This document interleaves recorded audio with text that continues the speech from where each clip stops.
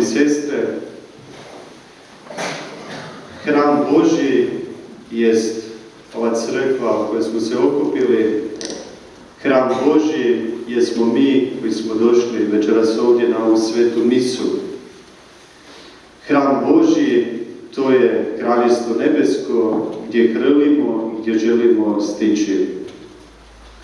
Kad bi nas danas netko zapitao jesmo li mi kršćani, vjerujem da bismo svi mi redom, svatko od nas, bez velikog razmišljanja odgovorili jesmo.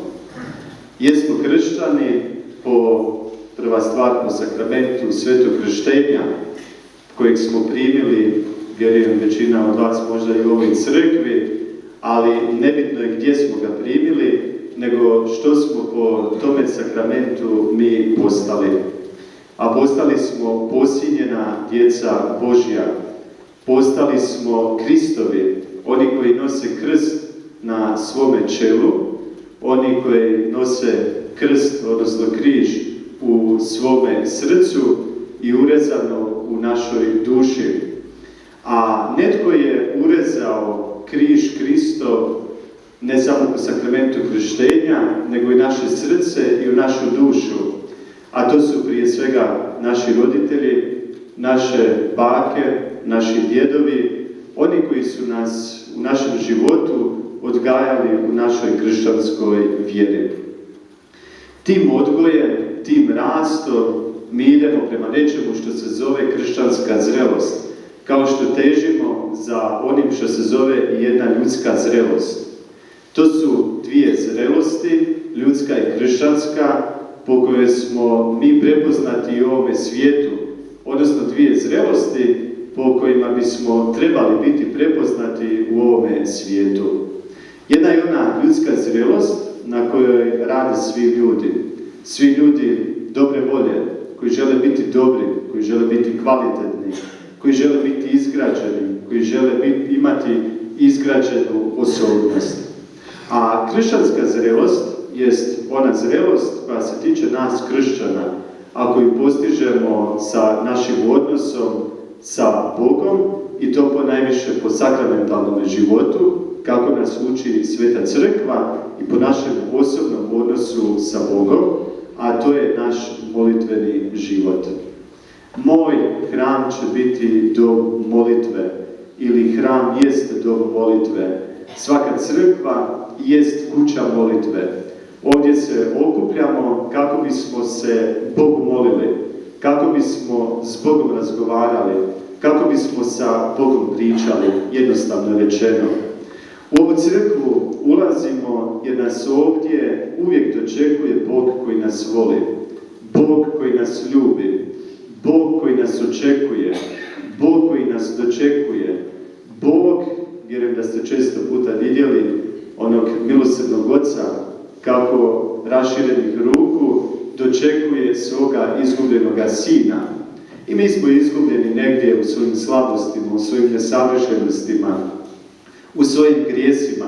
I Bog, milosrdni Otac, po svome Sinu Isusu Kristu, koji se nalazi ovdje u tabernakulu, u središtu ove crkve, nas svakodnevno, a osobito nedeljom, ovdje dočekuje raširenih ruku.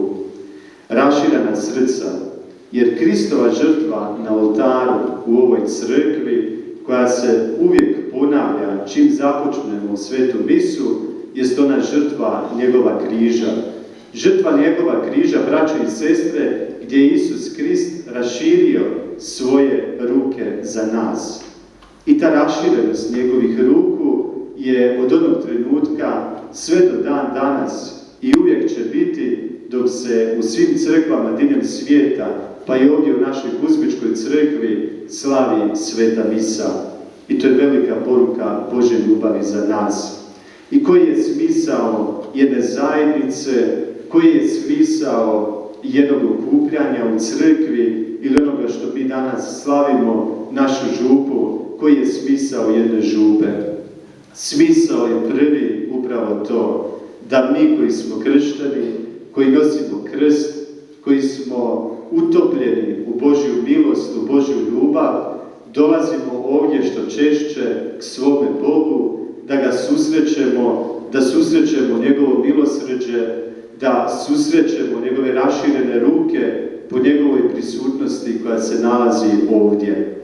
Ulazak u ovu našu župsku crkvu ili osnutak naše župe bila je poruka da se pojača sakramentalni život, da se ojača naše zajedništvo vjere, naše zajedništvo ufanja, naše zajedništvo ljubavi, naše međusobno zajedništvo kršćanskog života na očigled svih drugih. Ovdje u našem mjestu, u našim selima, gdje se nalazi jedno veliko svjetlo, odnosno jedan veliki svjetionik koji ima svoj toranj, a to je crkva Svetog Kuzme i Damjana.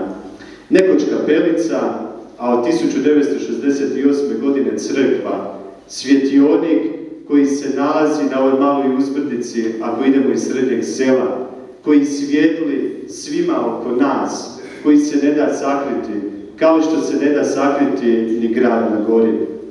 Braće i sestre, zato dolazimo ovdje, Bogu koji nas očekuje, Bogu koji nas dočekuje i nećemo prestati. Ovdje nas Bog ispunja i uvodi u raj. Svaki ulazak ovdje u svetu, u crkvu, kada svoje ruke umočimo u svetu vodu, koja nas podsjeća na onaj trenutak našeg svetog krštenja, kad smo pripali Kristu, jest poput ulaska u raj. Crkva je mjesto zemaljskog raja. Zašto?